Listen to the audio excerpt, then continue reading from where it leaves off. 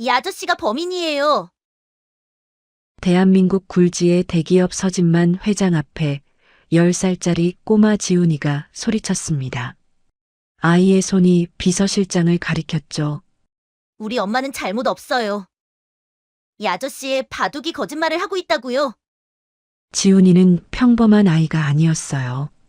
돌아가신 아버지로부터 물려받은 특별한 재능. 한 번 본 바둑은 절대 잊지 않고 스무스 앞을 내다보는 천재 아이였던 거예요. 그 순간 서 회장의 눈빛이 날카로워졌습니다. 좋다. 바둑에서 이기면 네 말을 믿어주마. 하지만 틀리면 네 엄마는 평생 감옥에 있어야 할 거다. 50억 횡령 누명을 쓴 엄마.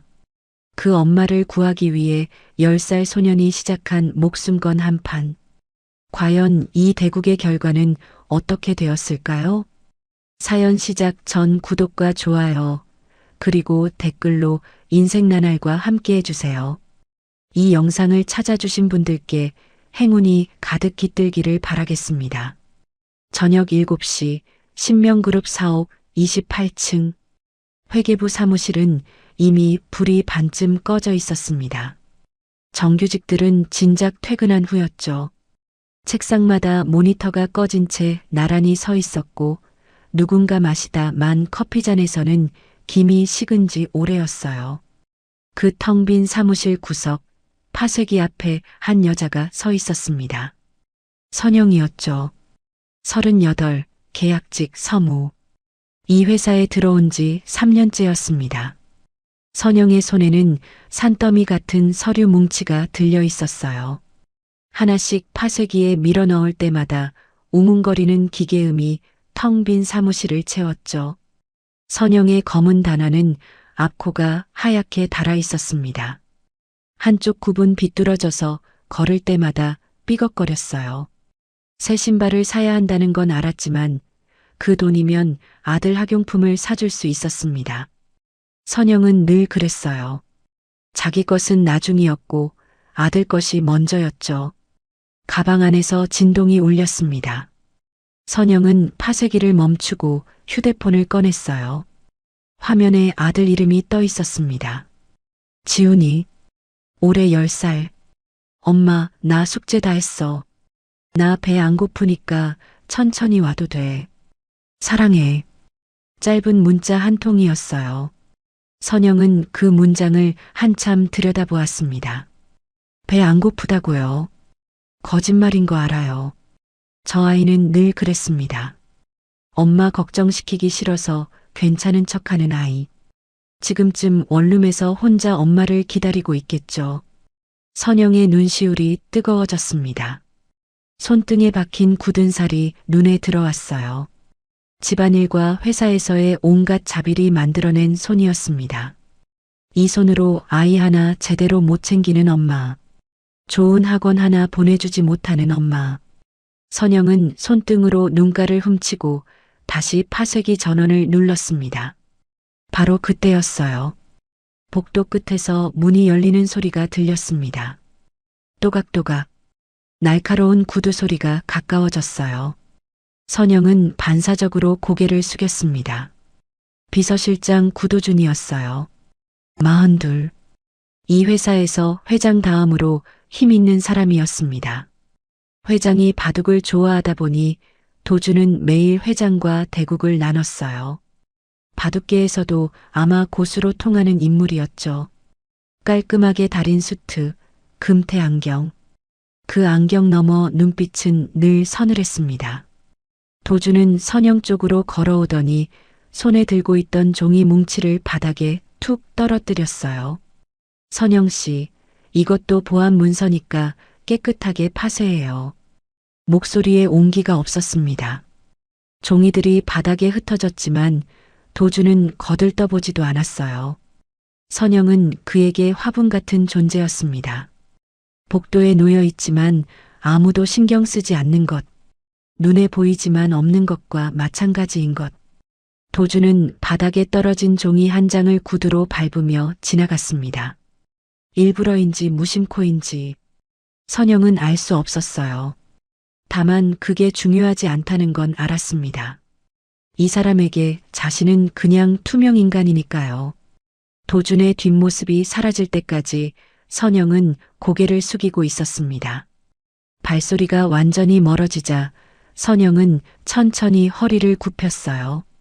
바닥에 흩어진 종이들을 한 장씩 주워 담았습니다. 구둣발 자국이 찍힌 종이를 손으로 털어냈어요. 손끝이 미세하게 떨렸지만 얼굴에는 아무 표정도 없었습니다. 이런 일은 하루에도 몇 번씩 있었으니까요. 종이들은 바둑 기보였습니다. 검은 점과 흰 점이 격자 위에 빼곡하게 찍혀 있었어요. 구도준 실장이 회장과 바둑을 둔 뒤 복귀한 기록이었죠. 선영은 이 종이들을 보면 늘 아들 지훈이 얼굴이 떠올랐습니다. 지훈이 아버지는 바둑을 참 좋아하는 사람이었어요. 동네에서 제법 이름이 알려진 고수였죠. 프로는 아니었지만 누구와 둬도 지는 법이 없었습니다. 지훈이가 3살 때부터 무릎에 앉혀놓고 바둑돌을 쥐어줬어요. 아이가 알아듣든 말든 상관없었습니다. 검은 돌 하나, 흰 돌 하나. 아버지가 놓으면 아들이 따라 놓고 아들이 놓으면 아버지가 웃었죠. 그게 둘만의 놀이였습니다. 그런데 지훈이가 5살 되던 해 남편이 갑자기 세상을 떠났죠. 지훈이에게 남은 건 아버지의 희미한 기억과 낡은 바둑판뿐이었습니다. 신기한 건 그 다음이었어요. 아무도 가르쳐 주지 않았는데 지훈이의 바둑 실력이 자꾸 늘었습니다. 마치 아버지에게 물려받은 것처럼요. 한 번 본 기보는 통째로 외웠고 수십수 앞을 내다보는 것 같았어요. 선영은 바둑을 몰랐지만 아이가 보통이 아니라는 건 느낄 수 있었죠. 하지만 학원을 보내줄 형편은 안 됐어요. 학원비는커녕 기보집 한 권 사주기도 빠듯했습니다. 그러다 3년 전 이 회사에 들어오게 되었죠. 서 회장이 바둑을 좋아해서 매일 기보가 쏟아진다는 걸 알게 됐습니다. 도준 실장이 파쇄하라고 던지는 종이들. 선영은 그때부터 몇 장씩 몰래 챙기기 시작했어요. 앞면에는 기보가 있었고 뒷면은 깨끗했습니다. 지훈이는 앞면으로 기보를 공부하고 뒷면에 바둑 문제를 풀었어요. 누군가에겐 파쇄할 쓰레기였지만 지훈이에겐 유일한 교과서였습니다. 오늘도 선영은 기보 몇 장을 가방에 밀어 넣었어요. 나머지는 파쇄기에 넣고 전원을 눌렀습니다. 웅웅거리는 소리를 들으며 선영은 생각했어요. 이거 보면 좋아하겠지. 우리 지훈이. 밤 10시가 넘어 집에 도착했습니다. 원룸문을 열자 지훈이가 책상 앞에 앉아 있었어요. 엄마가 지난번에 가져다 준 기보를 펼쳐놓고 뭔가를 끄적이고 있었습니다. 엄마. 지훈이가 벌떡 일어났어요. 후다닥 달려와서 선영의 가방을 잡아당겼습니다. 오늘도 가져왔어? 선영은 피곤한 얼굴에 웃음을 띄우며 가방에서 기보를 꺼내줬어요. 그럼 우리 지훈이 주려고 챙겨왔지. 와 진짜? 고마워 엄마. 지훈이는 종이를 받아들고 책상으로 뛰어갔습니다. 선영은 그 뒷모습을 보며 작게 한숨을 내쉬었어요. 피곤이 밀려왔지만 저렇게 좋아하는 아이 얼굴을 보면 그나마 버틸 수 있었습니다. 엄마 씻고 올게. 밥은 먹었고? 응. 라면 끓여 먹었어. 선영이 화장실로 들어갔습니다. 물소리가 들려왔어요. 지훈이는 책상 위에 오늘 받은 기보들을 쭉 펼쳤습니다. 늘 하던 대로였어요. 앞면 기보를 훑어보고 뒷면에 문제를 풀 생각이었죠. 기보 첫 장을 집어들었습니다. 흙과 백이 번갈아 놓인 수순이 눈에 들어왔어요. 지훈이의 눈이 빠르게 움직였습니다. 초반 포석, 중반 전투, 끝내기. 두는 사람이 상당한 실력자라는 게 바로 느껴졌어요. 정석을 정확히 알고 흐름을 읽을 줄 아는 사람이었습니다. 그런데 지훈이의 눈썹이 찌푸려졌어요. 평소와 달리 기보 구석에 이상한 게 있었습니다. 바둑 흐름과 전혀 상관없는 자리에 돌이 찍혀 있었어요. 여기는 두면 손해인 자리였습니다. 실력자라면 절대 여기 안 둬요. 초보도 안 두는 곳이었죠. 뭐야 이거. 지훈이가 중얼거렸습니다. 다른 기보를 펼쳐봤어요. 똑같았습니다. 똑같은 구역에 이상한 돌이 찍혀 있었어요. 세 번째 기보도 네 번째 기보도 마찬가지였습니다. 지훈이는 기보들을 나란히 놓고 그 이상한 점들을 손가락으로 짚어봤습니다. 이 아저씨 진짜 이상해. 왜 자꾸 여기다 두는 거야? 지훈이의 목소리가 낮아졌습니다. 10살짜리 아이의 눈빛이 달라졌어요. 장난기 없이 진지한 얼굴이었습니다. 이건 바둑이 아닌데. 바둑을 두려고 놓은 게 아니었어요. 뭔가 다른 이유로 거기 찍어 놓은 거였습니다. 마치 바둑판 위에 누가 몰래 낙서를 해둔 것처럼요. 근데 왜? 뭐 때문에? 지훈이는 아직 그게 뭔지 몰랐습니다. 하지만 기분이 이상했어요. 뭔가 찝찝하고 뭔가 걸렸습니다. 이 아저씨는 대체 뭘 숨기려고 이러는 걸까? 10살 소년의 눈동자가 어둠 속에서 빛났습니다. 며칠 뒤 평범한 아침이었습니다. 선영은 평소보다 30분 일찍 출근했어요. 탕비실 커피 머신을 닫고 회의실 책상을 정리하고 복사기 용지를 채워 넣었습니다. 늘 하던 일이었죠. 눈에 보이지 않는 일, 아무도 알아주지 않는 일. 그런데 오늘따라 회사 분위기가 이상했어요. 복도를 지나는 직원들이 수군거렸습니다. 선영이 탕비실에서 나오는데 누군가의 시선이 등 뒤에 꽂히는 게 느껴졌어요. 어머, 저 사람이래. 뭐? 진짜? 설마. 저렇게 조용한 사람이? 선영은 고개를 돌렸습니다. 그런데 눈이 마주치자마자 사람들이 슬쩍 고개를 돌렸어요. 뭔가 잘못됐다는 걸 직감했지만 뭐가 잘못됐는지는 알 수 없었습니다. 그때 회계부 사무실 문이 벌컥 열렸어요. 감사팀 직원 4명이 성큼성큼 들어왔습니다. 그들의 발걸음은 망설임 없이 선영의 자리로 향했어요. 박선영 씨 맞으시죠? 선영은 얼떨떨하게 고개를 끄덕였습니다. 네, 맞는데요. 잠시 동행해 주셔야겠습니다. 무슨 일인지도 모른 채 선영은 감사실로 끌려갔어요. 좁은 회의실 안에 들어서는 순간 선영의 심장이 멈추는 것 같았습니다. 구도준 실장이 앉아 있었어요. 팔짱을 낀 채 서늘한 눈으로 선영을 올려다보고 있었습니다. 책상 위에는 두툼한 서류 뭉치가 놓여 있었어요. 앉아요, 박선영 씨. 구도준 실장이 턱으로 의자를 가리켰습니다. 선영은 다리가 후들거렸지만 어떻게든 의자에 앉았어요. 무슨 일인지 모르시겠어요? 선영은 고개를 저었습니다. 네, 전 정말 무슨 일인지. 구도준 실장이 서류 뭉치를 탁 집어 선영 앞에 내던졌어요. 어제 오후 2시 회사 비자금 50억이 해외 유령 계좌로 송금됐어요. 선영의 눈이 커졌습니다. 네, 50억이요? 그런데 말이죠. 구도준 실장이 모니터를 돌려 보여줬어요.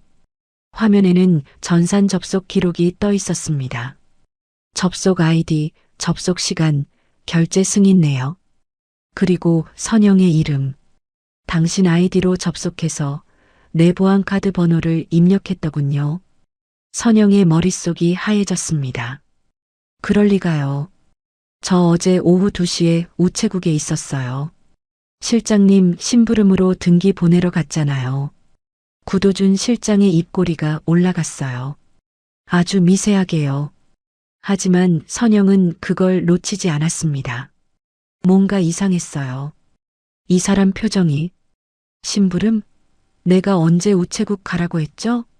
선영은 말문이 막혔습니다. 그게 분명히 어제 오전에 실장님이. 기억이 안 나는데요. 아무튼 구도준 실장이 자리에서 일어났어요. 전산 기록은 거짓말을 안 해요. 당신 아이디로 접속했고 내 보안카드 번호가 정확하게 입력됐어요. 그 보안카드 어제 잠깐 없어졌다가 다시 나타났거든요. 그가 선영을 내려다봤습니다. 청소하면서 훔쳤어요? 내 책상 위에 있던 거. 선영은 벌떡 일어났어요. 아니에요. 전 그런 적 없어요. 저 진짜 아무것도 안 했어요. 구도준 실장은 대답하지 않았습니다. 그냥 감사팀 직원들에게 눈짓을 보냈어요. 우선 경찰에 고발 조치하고요. 오늘 퇴근 전까지 이 사람 짐 정리해서 내보내요. 선영의 귀에 아무 소리도 들리지 않았습니다. 경찰? 고발? 50억? 내가? 감사실 문이 열리고 선영이 밖으로 나왔을 때 복도에 사람들이 모여 있었어요. 평소엔 인사도 안 하던 사람들이 손가락질을 하며 수군거렸습니다. 역시 근본 없는 계약직은 믿는 게 아니었어. 애 키우기 힘들다더니 결국 사고를 치네. 50억을 어디다 썼대? 선영은 걸음을 멈췄습니다. 다리에 힘이 풀렸어요. 복도 한가운데서 그대로 주저앉고 말았습니다. 50억? 그 천문학적인 숫자가 머릿속에서 맴돌았어요. 그리고 전산 기록, 자기 아이디, 구도준 실장의 보안카드 번호. 어떻게 이런 일이. 누가 믿어주겠어요. 증거가 다 있는데. 계약직 서무가 50억을 안 훔쳤다고 누가 믿어주겠어요. 선영의 눈에서 눈물이 흘러내렸습니다. 손으로 입을 막았지만 소용없었어요. 흐느낌이 새어나왔습니다. 지훈이 얼굴이 떠올랐어요. 오늘 아침에 엄마 다녀와라고 웃으며 손 흔들던 아이. 엄마가 경찰에 잡혀간다는 걸 알면 어떤 얼굴을 할까. 그 시각 원룸에서는 지훈이가 텔레비전을 보고 있었어요. 학교 끝나고 집에 온 지훈이는 엄마가 퇴근하길 기다리며 만화를 보고 있었습니다. 그런데 갑자기 화면이 바뀌었어요. 긴급 속보라는 자막이 떴습니다. 신명그룹 50억 횡령 사건, 범인은 내부 계약직 직원으로 밝혀져. 지훈이는 별 생각 없이 화면을 보고 있었어요. 그런데 다음 장면에서 숨이 멎었습니다. 얼굴이 가려진 채 경찰서로 끌려가는 여자. 낯익은 코트, 낯익은 가방과 구두. 지훈이가 천천히 일어섰어요. 화면 속 여자는 고개를 푹 숙인 채 경찰에게 붙잡혀 걸어가고 있었습니다. 얼굴은 모자이크 처리됐지만 지훈이는 알 수 있었어요. 저 뒷모습, 저 걸음걸이. 매일 밤 늦게 집에 돌아오던 엄마였습니다. 엄마. 지훈이의 목소리가 떨렸어요. 엄마야? 우리 엄마 맞아? 리모컨이 손에서 떨어졌습니다. 지훈이는 텔레비전 앞으로 다가갔어요. 화면에 코를 박을 듯이 가까이 다가가서 봤습니다. 틀림없었어요. 저건 엄마였습니다. 아니야. 아니야. 지훈이가 고개를 저었어요. 우리 엄마가 왜? 우리 엄마는 그런 사람 아닌데. 뉴스 앵커의 목소리가 계속 흘러나왔습니다.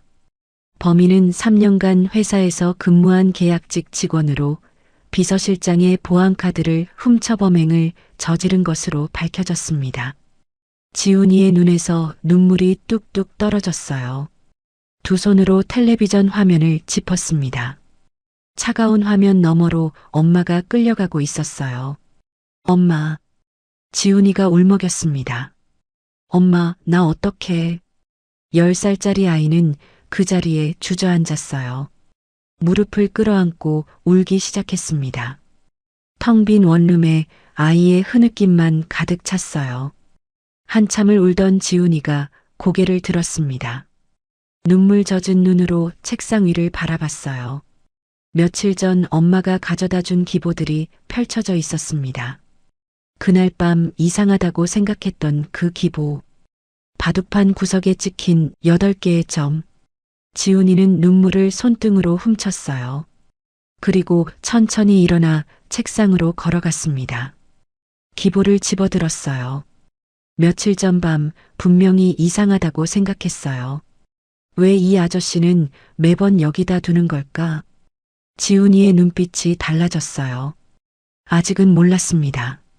이 점들이 뭘 의미하는지, 엄마한테 무슨 일이 벌어진 건지 아무것도 몰랐어요. 하지만 한 가지는 확실했습니다. 우리 엄마는 그런 사람 아니야. 지훈이가 이를 악물었어요. 우리 엄마가 그랬을 리 없어. 10살 소녀는 기보를 꽉 움켜쥐었습니다. 눈물이 마른 자리에 새로운 빛이 번뜩였어요. 그날 밤 지훈이는 한숨도 자지 못했습니다. 눈을 감으면 엄마가 보였어요. 고개를 푹 숙인 채 경찰에게 끌려가던 엄마. 텔레비전 화면 속에서 모자이크 처리됐지만 분명히 알아볼 수 있었던 그 뒷모습이 자꾸 떠올랐습니다. 지훈이는 이불을 꼭 움켜쥐었어요. 엄마 없는 집이 이렇게 무서운 줄 몰랐습니다. 평소엔 느끼지 못했어요. 엄마가 늦게 들어와서 물 따르는 소리, 지훈이 이불을 여며주는 손길, 자장가처럼 들리던 엄마의 숨소리. 그런 것들이 이 작은 원룸을 채우고 있었다는 걸요. 지금은 아무 소리도 없었습니다. 그냥 조용했어요. 무섭도록. 날이 밝았습니다. 지훈이는 부은 눈을 비비며 일어났어요. 밤새 울어서 눈두덩이가 퉁퉁 부어 있었습니다. 하지만 가만히 있을 수는 없었어요. 울기만 하면 엄마가 돌아오는 것도 아니잖아요. 지훈이는 책상 앞에 앉았습니다. 며칠 전 엄마가 가져다 준 기보들이 그대로 펼쳐져 있었어요. 바둑판 구석에 찍힌 이상한 점들. 그날 밤 이상하다고 생각했던 그것들. 지훈이는 기보를 가방에 넣었습니다. 이걸 누군가한테 보여줘야 해. 누군가는 알아봐 줄 거야. 지훈이가 가장 먼저 간 곳은 경찰서였어요. 버스를 2번 갈아타고 1시간이 넘게 걸렸습니다. 처음 가보는 길이었어요. 버스 노선도를 몇 번이나 확인하고 정류장 이름을 손가락으로 짚어가며 겨우 도착했죠. 경찰서 문을 밀고 들어갔습니다. 로비에 있던 경찰관이 고개를 들었어요. 10살짜리 꼬마가 혼자 들어오니까 이상하다는 표정이었죠. 꼬마야, 무슨 일이야?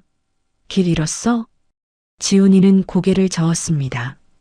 떨리는 손으로 가방에서 기보를 꺼냈어요. 저기요. 우리 엄마가 어제 여기 잡혀왔어요. 경찰관이 눈을 깜빡였습니다. 엄마, 누군데? 박선영이요. 50억 횡령 사건이요. 근데요, 우리 엄마 아니에요. 진짜 아니에요. 지훈이의 목소리가 떨렸습니다. 경찰관은 한숨을 내쉬며 의자에서 일어났어요. 아, 그 사건. 꼬마야, 미안한데 증거가 다 있어서. 아니에요. 이것 좀 봐주세요. 지훈이가 기보를 내밀었습니다. 이거요, 바둑 기보인데요. 이상한 데가 있어요. 여기 이 점들 보이세요?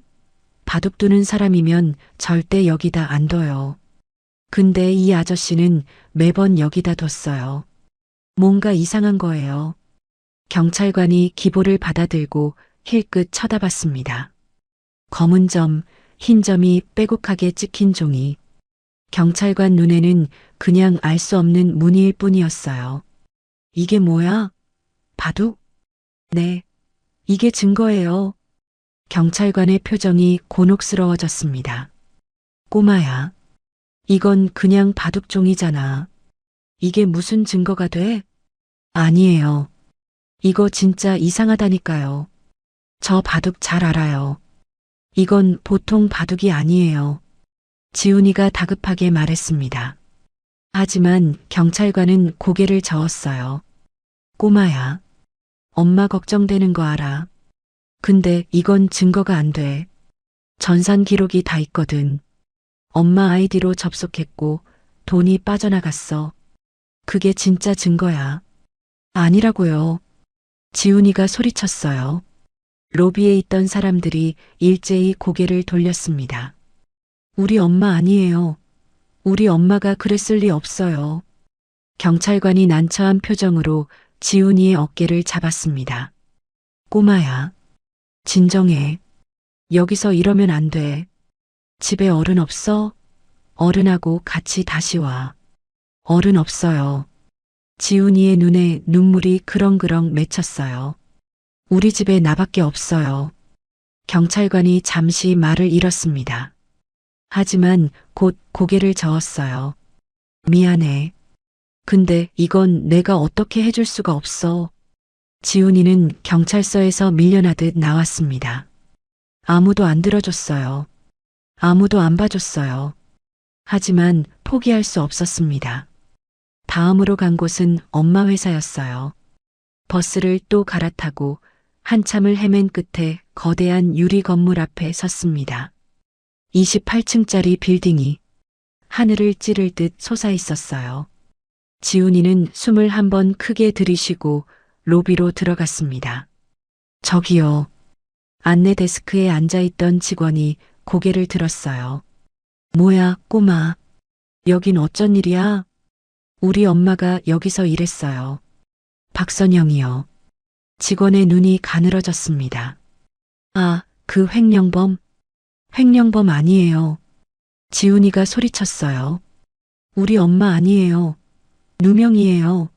저 위에 있는 분한테 이거 좀 보여드리면 알 거예요. 지훈이가 기보를 꺼내 들었습니다. 직원이 피식 웃었어요. 뭐야 그게. 꼬마, 여긴 내가 올 때가 아니야. 나가. 싫어요. 저 진짜 할 말 있어요. 경비 아저씨. 직원이 손짓했습니다. 경비원 2명이 성큼성큼 다가왔어요. 이거 뭐야? 횡령범 애래요. 내보내주세요. 경비원이 지훈이의 팔을 잡았습니다. 야, 꼬마. 여기서 이러면 안 돼. 싫어요. 나요. 지훈이가 버둥거렸어요. 하지만 어른 2명 힘을 10살짜리가 당해낼 수 없었습니다. 지훈이는 질질 끌려서 로비 밖으로 내쳐졌어요. 다시 오면 경찰 부른다. 경비원이 쏘아붙이고 문을 닫았습니다. 지훈이는 빌딩 앞 계단에 주저앉았어요. 무릎이 까졌습니다. 하지만 아프지 않았어요. 아니, 아픈 건지 안 아픈 건지도 몰랐어요. 그냥 멍했습니다. 아무도 안 들어줘. 아무도 안 믿어줘. 지훈이는 손에 든 기보를 내려다봤습니다. 구겨지고 손때가 묻은 종이. 경찰도 안 봐줬고 회사 사람들도 안 봐줬어요. 그때였습니다. 빌딩 정문에서 검은색 고급 승용차 한 대가 나왔어요. 천천히 움직이던 차가 지훈이 앞에서 멈췄습니다. 뒷문이 열렸어요. 깔끔하게 다린 바지, 수트, 금태 안경. 한 남자가 내렸습니다. 구도준 실장이었어요. 지훈이는 이 사람이 누군지 몰랐습니다. 하지만 이상한 느낌이 들었어요. 차갑고 서늘한 공기가 감도는 것 같았죠. 구도준 실장이 지훈이를 내려다봤습니다. 그의 시선이 지훈이 손에 들린 기보에 멈췄어요. 아주 잠깐이었습니다. 눈빛이 흔들렸어요. 지훈이는 그걸 놓치지 않았습니다. 넌 뭐야? 구도준 실장이 물었어요. 목소리에 온기가 없었습니다. 저요? 박선영 아들이에요. 구도준 실장의 입꼬리가 미세하게 올라갔습니다. 아, 그 사람 아들이구나. 지훈이가 벌떡 일어났어요. 우리 엄마 아니에요. 우리 엄마가 돈 훔친 거 아니에요. 구도준 실장이 한 발짝 다가왔습니다.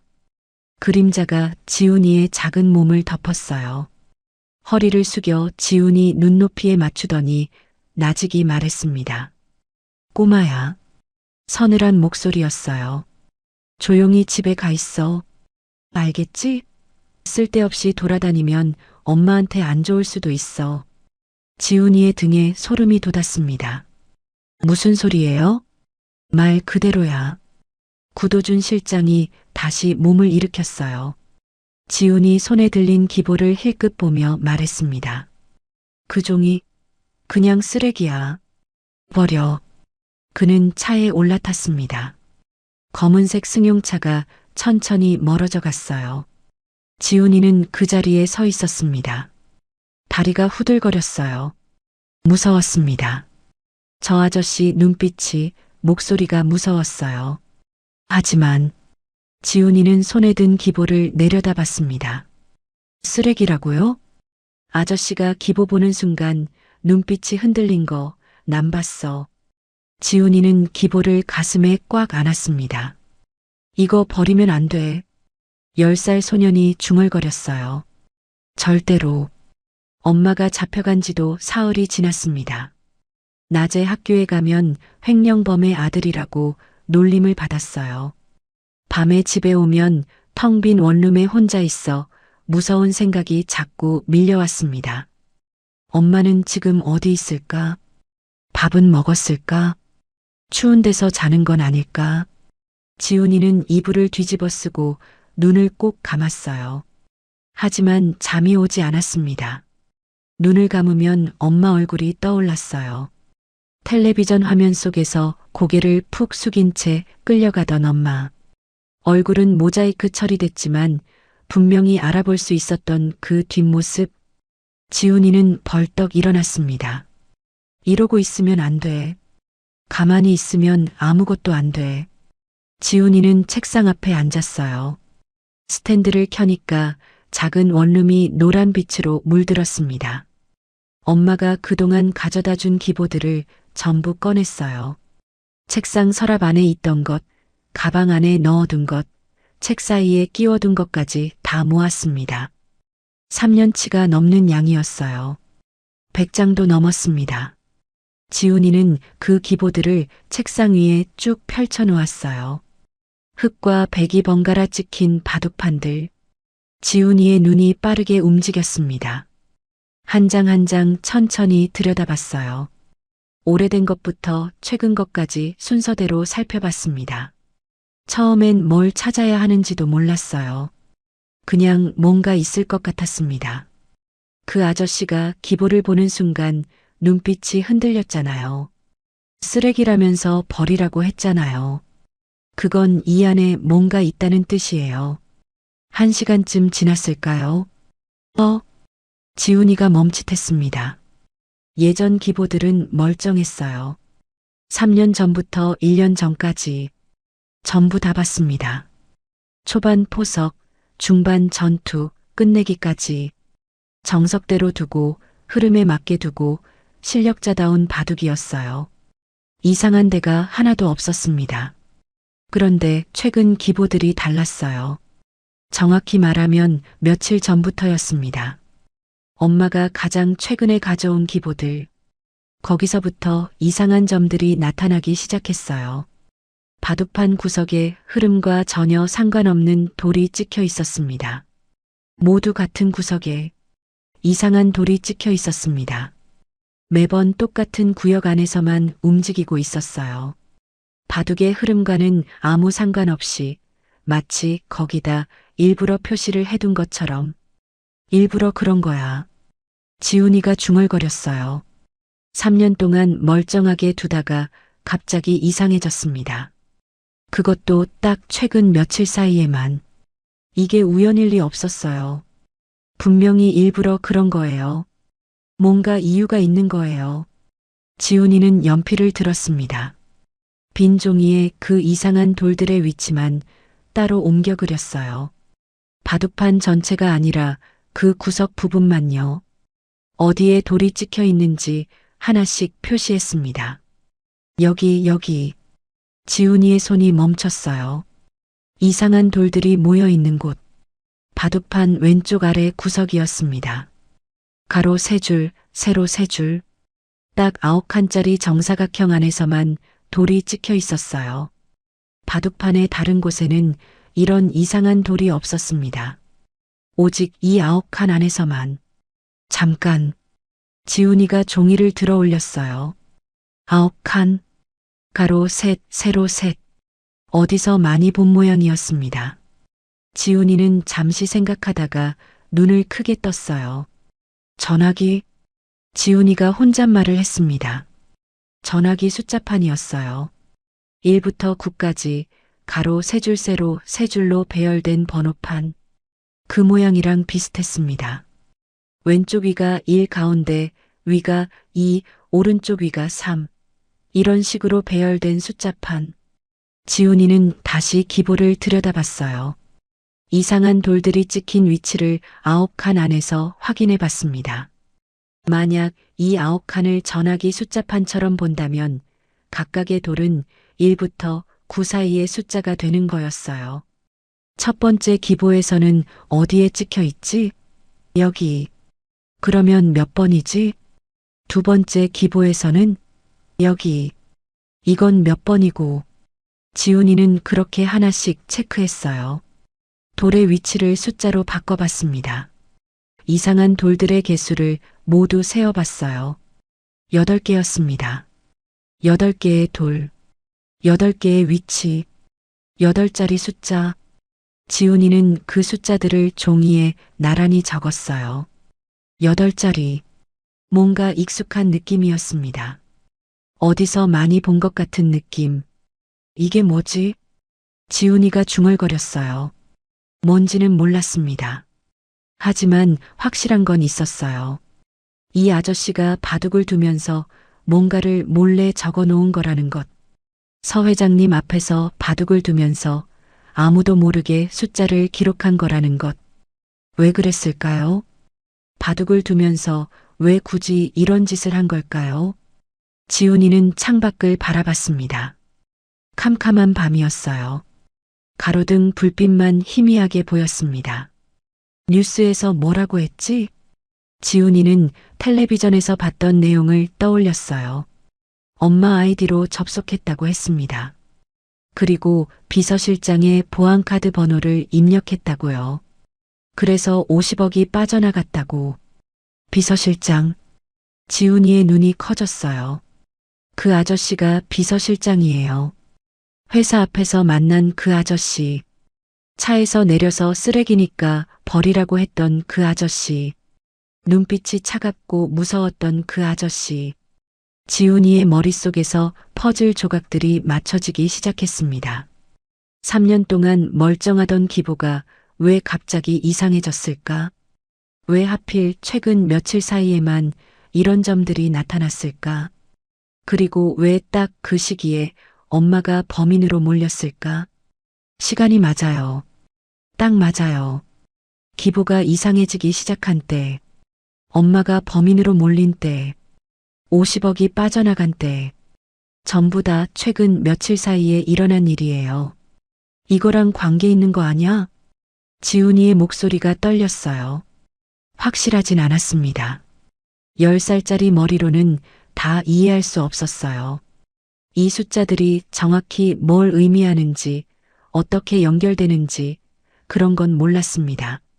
하지만 뭔가 연결되어 있다는 느낌이 강하게 들었어요. 이 숫자들이 그냥 숫자가 아니라는 것. 엄마를 범인으로 만든 그 사건과 관련이 있다는 것. 그건 확실했습니다. 지훈이는 기보를 꽉 움켜쥐었어요. 이게 뭔지 알아내야 해. 누군가한테 보여줘야 해. 하지만 누구한테요? 경찰은 이 종이를 쓰레기라고 했습니다. 그냥 바둑종이잖아. 이게 무슨 증거가 돼. 그렇게 말하고 안 들어줬어요. 회사 사람들도 안 봐줬습니다. 횡령범 아들이라면서 경비원한테 끌려 나왔어요. 그 아저씨는요? 그 아저씨는 협박까지 했어요. 쓸데없이 돌아다니면 엄마한테 안 좋을 수도 있다고. 그 말이 아직도 귓가에 맴돌았습니다. 아무도 안 믿어줘. 아무도 안 들어줘. 10살짜리 말을 누가 믿겠어요. 그 아저씨 말이 맞았어요. 지훈이는 고개를 떨궜습니다. 그때 지훈이의 머릿속에 한 사람이 떠올랐어요. 엄마가 예전에 말했습니다. 집에 와서 피곤한 얼굴로 밥을 먹으면서요. 지훈아, 우리 회장님은 바둑을 정말 좋아하셔. 진짜? 얼마나? 매일 2시인데 바둑을 두는 사람의 마음은 거짓말을 하지 않는다고 믿으시는 분이야. 바둑을 두는 사람의 마음은 거짓말을 하지 않는다. 서 회장님, 바둑을 아는 분이에요. 그분이라면 이 기보가 이상하다는 걸 알아봐 주실 수 있지 않을까? 바둑을 모르는 경찰이나 회사 사람들은 못 봤지만 바둑을 아는 분이라면 다를 수도 있잖아요. 지훈이는 엄마의 낡은 가방을 뒤졌습니다. 수첩이 있었어요. 엄마가 업무용으로 쓰던 작은 수첩. 지훈이는 수첩을 펼쳤습니다. 업무 메모, 전화번호, 일정. 빼곡하게 적힌 엄마 글씨를 보니까 또 눈물이 났어요. 수첩을 넘기다가 한 귀퉁이에 적힌 주소가 눈에 들어왔습니다. 평창동. 엄마가 예전에 말했어요. 서 회장님 댁에 심부름으로 다녀온 적 있다고. 그때 적어둔 주소인 것 같았습니다. 지훈이는 그 주소를 한참 들여다봤어요. 경찰도 안 들어줬습니다. 회사 사람들도 안 들어줬어요. 그 아저씨는 협박까지 했어요. 이제 남은 건 한 사람뿐이었습니다. 서 회장님, 그분한테 직접 보여드리는 수밖에 없었어요. 무섭긴 했습니다. 평창동이 어딘지도 잘 몰랐어요. 버스를 몇 번 갈아타야 하는지, 얼마나 걸리는지 아무것도 몰랐어요. 밤에 혼자 그렇게 먼 곳까지 가는 것도 처음이었습니다. 하지만 가만히 있을 수는 없었어요. 엄마가 경찰서에 있어요. 누명을 쓰고 갇혀 있어요. 지훈이밖에 없었습니다. 지훈이가 뭔가를 해야 했어요. 지훈이는 기보들을 가방에 챙겼습니다. 혹시 모르니까 연필도 넣었어요. 그리고 엄마 수첩도요. 현관으로 향했습니다. 운동화를 신고 끈을 꽉 묶었어요. 손이 떨렸습니다. 다리도 떨렸어요. 하지만 눈빛은 흔들리지 않았습니다. 엄마, 내가 꼭 구해줄게. 10살 소년이 중얼거렸어요. 기다려. 조금만. 지훈이는 문을 열고 캄캄한 밤거리로 나섰습니다. 밤거리는 낯설고 무서웠습니다. 지훈이는 엄마 수첩에 적힌 주소를 손에 꼭 쥐고 걸었어요. 평창동. 한 번도 가본 적 없는 곳이었습니다. 버스 정류장에서 노선도를 한참 들여다봤어요. 손가락으로 하나씩 짚어가며 어떻게 가야 하는지 찾았습니다. 버스를 2번 갈아탔어요. 창밖으로 보이는 풍경이 점점 달라졌습니다. 빽빽한 아파트들이 사라지고 높은 담장과 큰 나무들이 보이기 시작했죠. 집들도 달랐습니다. 지훈이네 원룸 10개는 들어갈 것 같은 집들이 줄지어 있었어요. 마지막 버스에서 내렸을 때 지훈이는 한참을 헤맸습니다. 주소를 보고 또 봤어요. 하지만 어디가 어딘지 알 수가 없었습니다. 가로등도 드문드문 있어서 길이 잘 안 보였어요. 지훈이는 가파른 언덕길을 올랐습니다. 다리가 아팠지만 멈출 수 없었어요. 얼마나 걸었을까요? 언덕 꼭대기에 거대한 철문이 보였죠. 지훈이는 그 자리에 멈춰 섰어요. 철문 뒤로 보이는 건물은 집이라기보다 성 같았습니다. 지훈이가 살던 원룸이랑은 비교도 안 됐어요. 마당만 해도 운동장보다 커 보였고 건물은 3층인데 창문마다 불이 켜져 있었습니다. 이게 서 회장님 댁이구나. 지훈이는 침을 꿀꺽 삼켰어요. 다리가 후들거렸습니다. 하지만 여기까지 왔는데 돌아갈 수는 없었어요. 철문 옆에 인터폰이 있었습니다. 지훈이는 떨리는 손으로 버튼을 눌렀어요. 지지직. 잠시 후 굵은 남자 목소리가 들려왔습니다. 누구야? 저기요. 지훈이의 목소리가 떨렸어요. 회장님 만나러 왔어요. 인터폰 너머로 잠깐 침묵이 흘렀습니다. 그리고 피식 웃는 소리가 들렸어요. 뭐, 꼬마가 회장님을 만나? 지금 몇 시인지 알아? 알아요. 근데 진짜 급해요. 저희 엄마가 누명을 썼거든요. 회장님한테 보여드릴 게 있어요. 뭔 소리야? 당장 집으로 돌아가. 아저씨, 진짜예요. 제발요. 지훈이가 소리쳤어요. 하지만 인터폰에서 돌아온 건 차가운 목소리뿐이었습니다. 야, 당장 안 사라지면 경찰 부른다. 철컥. 인터폰이 끊겼습니다. 지훈이는 철문 앞에 서서 한참을 움직이지 못했어요. 여기까지 왔는데 문도 못 열고 쫓겨나는 걸까요? 눈물이 핑 돌았습니다. 하지만 지훈이는 울지 않았어요. 울면 안 돼. 여기서 울면 정말 끝이야. 지훈이는 철문을 물끄러미 바라봤습니다. 저 안에 회장님이 계실 거예요. 바둑을 좋아하시는 분. 바둑을 두는 사람의 마음은 거짓말을 하지 않는다고 믿는 분.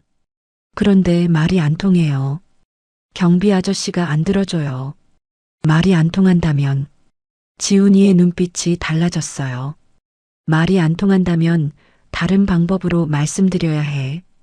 지훈이는 천천히 주위를 둘러봤습니다. 철문 앞은 넓은 공터였어요. 아스팔트 바닥이 깔려 있었고 가로등 불빛이 그 위를 비추고 있었습니다. 지훈이는 가방을 열었어요. 필통을 꺼냈습니다. 엄마가 2년 전에 사준 낡은 필통. 그 안구석에 몽당 분필 하나가 있었어요. 원래는 길었는데 이제는 손에 쥐기도 힘들 만큼 작아져 있었습니다. 지훈이는 그 분필을 꺼냈어요. 그리고 가로등 불빛이 가장 밝게 비치는 곳에 주저앉았습니다. 서거. 분필이 아스팔트 바닥에 닿았어요. 하얀 선이 그어졌습니다. 서거. 서거. 지훈이의 손이 움직이기 시작했어요. 천천히 그리고 정확하게. 가로로 한 줄, 또 한 줄. 세로로 한 줄, 또 한 줄. 19줄. 가로 19, 세로 19. 바둑판이었습니다. 검은 아스팔트 위에 하얀 바둑판이 그려지기 시작했어요. 지훈이의 손끝에서 선들이 뻗어나갔습니다. 정교하고 반듯하고 흐트러짐 없이. 경비원이 인터폰 모니터로 그 모습을 봤어요. 아니, 저 꼬마가 뭐 하는 거야? 하지만 지훈이는 신경 쓰지 않았습니다. 그냥 그렸어요. 바둑판을 다 그린 후에 돌의 위치를 표시하기 시작했습니다. 이건 그냥 바둑이 아니었어요. 지훈이는 엄마가 가져다 준 기보들 중에서 특별한 걸 하나 외우고 있었습니다. 엄마가 예전에 가져왔던 오래된 기보. 거기 적혀 있던 메모를 본 적이 있어요. 귀곡사 변형. 엄마는 그게 뭔지 몰랐겠지만 지훈이는 알았어요. 바둑을 공부하면서 들어본 적 있었거든요. 전설적인 바둑 난제. 수백 년 동안 아무도 풀지 못한 문제. 서 회장님이 평생을 바쳐 연구했다는 문제. 지훈이는 그 문제를 아스팔트 위에 그려나갔어요. 흑 하나, 백 하나. 위치를 점으로 표시했습니다. 손가락 끝이 분필가루로 하얘졌어요. 손이 시려웠지만 멈출 수 없었습니다. 마지막 돌을 찍었어요. 지훈이는 일어나서 자신이 그린 걸 내려다봤습니다. 가로등 불빛 아래 검은 아스팔트 위에 하얀 바둑판이 선명하게 빛나고 있었어요. 바로 그때였습니다. 멀리서 불빛이 보였어요. 언덕 아래에서 헤드라이트 2개가 올라오고 있었습니다. 검은색 고급 승용차였어요. 천천히 묵직하게 언덕을 올라왔습니다. 경비실에서 소란이 일었어요. 회장님 차다. 야, 저 꼬마 치워. 철문이 열리고 경비원 2명이 뛰어나왔습니다. 지훈이에게 달려왔어요. 아, 너 뭐야? 당장 비켜. 경비원이 지훈이 팔을 잡으려고 손을 뻗었습니다. 바로 그 순간, 기익. 검은 승용차가 급하게 멈춰 섰어요. 바퀴가 아스팔트에 긁히는 소리가 났습니다. 경비원들이 멈칫했어요. 승용차 뒷문이 열렸습니다. 백발의 노인이 내렸어요. 70은 넘어 보이는 나이였지만 눈빛은 날카로웠습니다. 깔끔한 양복에 지팡이를 짚고 있었어요. 서진만 회장이었습니다. 회장은 차에서 내리자마자 바닥을 봤어요. 헤드라이트 불빛에 비친 하얀 선들, 아스팔트 위에 그려진 바둑판, 그리고 그 위에 찍힌 돌들의 위치. 회장의 발걸음이 멈췄습니다. 이게... 회장이 중얼거렸어요. 목소리가 떨리고 있었습니다. 경비원들이 당황했어요. 회장님, 죄송합니다. 저 꼬마가 갑자기 와서 이상한 짓을... 하지만 회장은 경비원 말을 듣고 있지 않았습니다. 그냥 바닥에 그려진 바둑판만 뚫어지게 바라보고 있었어요. 귀곡사 변형. 회장이 나직이 말했어요. 이걸 아는 사람이 있었어? 지훈이가 앞으로 나섰습니다. 분필 가루가 묻은 손을 툭툭 털며 회장 앞에 섰어요. 10살짜리 꼬마가 70 넘은 재벌 회장을 똑바로 올려다봤습니다. 회장님, 지훈이의 목소리는 떨리지 않았어요. 이 바둑의 답은 욕심을 버리는 거예요. 회장의 눈이 커졌습니다. 저희 엄마가 누명을 썼어요. 진짜 범인 따로 있어요. 저한테 보여드릴 게 있어요. 차가운 밤 공기가 내려앉았습니다. 아무도 말이 없었어요.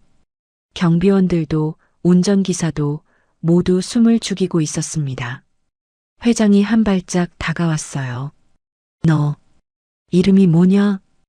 윤지훈이요. 박선영 아들이에요. 회장의 눈빛이 흔들렸습니다. 박선영.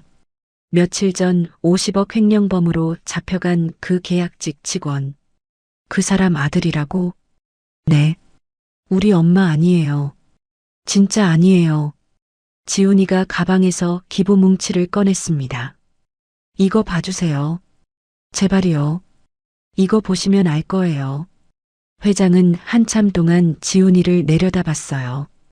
분필 가루가 묻은 작은 손, 퉁퉁 부은 눈, 하지만 흔들리지 않는 눈빛. 안으로 들어와라. 회장이 말했습니다. 경비원들이 화들짝 놀랐어요. 회장님? 이 꼬마를요? 내가 데리고 들어간다고 했다. 회장의 목소리는 단호했습니다. 더 이상 반박할 수 없는 어조였어요. 철문이 활짝 열렸습니다. 지훈이는 회장의 뒤를 따라 걸어 들어갔어요. 다리가 떨렸지만 고개를 똑바로 들었습니다. 드디어 문이 열렸어요. 이제 시작이었습니다. 서 회장의 저택 안은 지훈이가 상상했던 것보다 훨씬 넓었습니다. 현관문을 지나자 대리석 바닥이 반짝였어요. 천장에는 커다란 조명이 달려 있었고 벽에는 액자들이 가지런히 걸려 있었습니다. 지훈이네 원룸 전체보다 현관이 더 커 보였어요. 서 회장이 앞서 걸었습니다. 지팡이를 짚으며 천천히 하지만 흔들림 없이요. 지훈이는 그 뒤를 따라갔어요. 운동화 바닥에 묻은 흙이 대리석 위에 자국을 남겼습니다. 긴 복도를 지나 커다란 문 앞에 섰어요. 서 회장이 문을 열었습니다. 서재였어요. 책장이 벽면 전체를 덮고 있었습니다. 수천 권은 될 것 같은 책들이 빼곡하게 꽂혀 있었어요. 방 한가운데에는 커다란 책상이 있었고 그 옆에 바둑판이 놓여 있었습니다. 바둑판 위에는 돌이 흩어져 있었어요. 누군가 두다 만 것 같았습니다. 그런데 서재 안에 사람이 있었어요. 책상 앞에 서 있던 남자가 고개를 돌렸습니다. 깔끔한 수트, 금태 안경. 구도준 실장이었어요. 구도준 실장의 얼굴이 굳어졌습니다. 회장님, 이 시간에 서재엔 웬일이? 말을 하다가 구도준 실장의 시선이 지훈이에게 닿았어요. 그의 눈이 커졌습니다. 이 꼬마는... 회장님, 이 애가 왜 여기 있습니까? 서 회장이 천천히 서재 안으로 들어갔어요. 자네가 먼저 말해보게. 이 아이를 아나? 구도준 실장의 눈빛이 흔들렸습니다. 하지만 금방 표정을 바꿨어요. 알죠. 며칠 전에 회사 앞에서 소란을 피운 애입니다. 박선영 아들이에요. 그 횡령범. 횡령범 아니에요. 지훈이가 소리쳤어요. 우리 엄마 아니라고요. 구도준 실장이 차갑게 웃었습니다. 증거가 다 있어. 전산 기록도 있고 보안카드 사용 내역도 있어. 내 엄마가 한 거야. 거짓말이에요. 지훈이의 목소리가 떨렸어요. 하지만 물러서지 않았습니다. 아저씨가 그런 거잖아요. 아저씨가 엄마한테 뒤집어 씌운 거잖아요. 구도준 실장의 표정이 굳어졌습니다. 뭐라고? 이거요. 지훈이가 가방에서 기부 뭉치를 꺼냈어요. 아저씨가 바둑 두면서 뭔가를 적어놨어요. 바둑이랑 상관없는 이상한 점들. 3년 동안 멀쩡하다가 왜 갑자기 이상해졌을까요? 왜 하필 엄마가 잡혀간 때랑 똑같이 맞을까요? 서 회장이 지훈이를 바라봤어요. 무슨 말이냐? 지훈이는 서 회장에게 기보를 내밀었습니다. 회장님, 이거 봐주세요. 아저씨가 회장님이랑 바둑 두면서 이상한 데다 돌을 뒀어요. 바둑 흐름이랑 전혀 상관없는 자리예요. 실력자가 절대 두지 않을 곳에 자꾸 돌을 뒀어요. 서 회장이 기보를 받아들었습니다. 안경을 고쳐 쓰고 천천히 살펴봤어요. 구도준 실장의 얼굴이 하얗게 질렸습니다. 회장님, 저의 말을 믿으시면 안 됩니다. 어린애가 뭘 알겠습니까? 저건 그냥 조용히 해. 서 회장의 목소리가 낮았어요. 하지만 무게가 있었습니다. 구도준 실장이 입을 다물었어요. 서 회장이 기보를 한 장 한 장 넘겼습니다. 눈이 점점 가늘어졌어요. 이게 뭐지? 회장이 중얼거렸습니다. 지훈이가 다가갔어요. 보이시죠? 저 구석이요. 바둑이랑 상관없는 자리에 돌이 찍혀 있어요. 예전 기보에는 없었어요. 최근 며칠 것만 이래요. 서 회장이 지훈이를 바라봤습니다. 내가 이걸 알아봤다고? 저 바둑 좀 둬요. 아빠한테 배웠어요. 지훈이의 목소리가 조금 떨렸지만 눈빛은 흔들리지 않았어요. 회장님, 저한테 기회를 주세요. 기회? 저랑 저 아저씨랑 바둑 둬서 이기면 우리 엄마 누명 풀어주세요. 다시 조사해주세요. 제발이요. 우리 엄마는 아무것도 안 했어요. 구도준 실장이 비웃었습니다.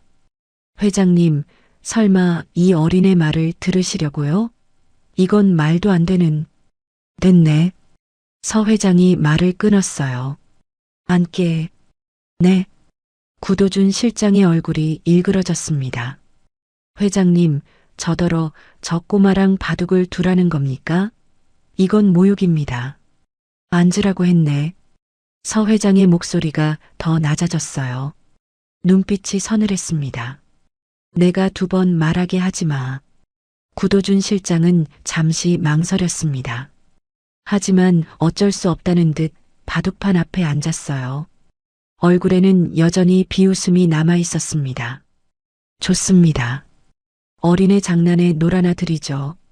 지훈이가 맞은편에 앉았어요. 바둑판이 둘 사이에 놓였습니다. 검은 돌과 흰 돌이 담긴 통이 양쪽에 있었어요. 흙이 먼저야. 구도준 실장이 말했습니다. 내가 흙해. 지훈이가 돌통에 손을 넣었어요. 검은 돌 하나를 집어들었습니다. 차가웠어요. 지훈이는 잠시 눈을 감았습니다. 아빠 얼굴이 떠올랐어요. 3살 때부터 무릎에 앉혀놓고 바둑돌을 쥐어주던 아빠. 검은 돌 하나, 흰 돌 하나. 아빠가 놓으면 지훈이가 따라 놓고 지훈이가 놓으면 아빠가 웃었죠. 엄마 얼굴도 떠올랐어요. 매일 밤 늦게 들어와서 기보를 가방에서 꺼내주던 엄마. 피곤한 얼굴로 웃으면서 우리 지훈이 거라고 하던 엄마. 지훈이는 눈을 떴습니다. 탁! 첫 돌을 놓았어요. 구도준 실장이 눈썹을 치켜 올렸습니다. 지훈이가 돌을 놓은 자리가 이상했거든요. 보통 첫수로 두는 자리가 아니었어요. 뭐야 이게?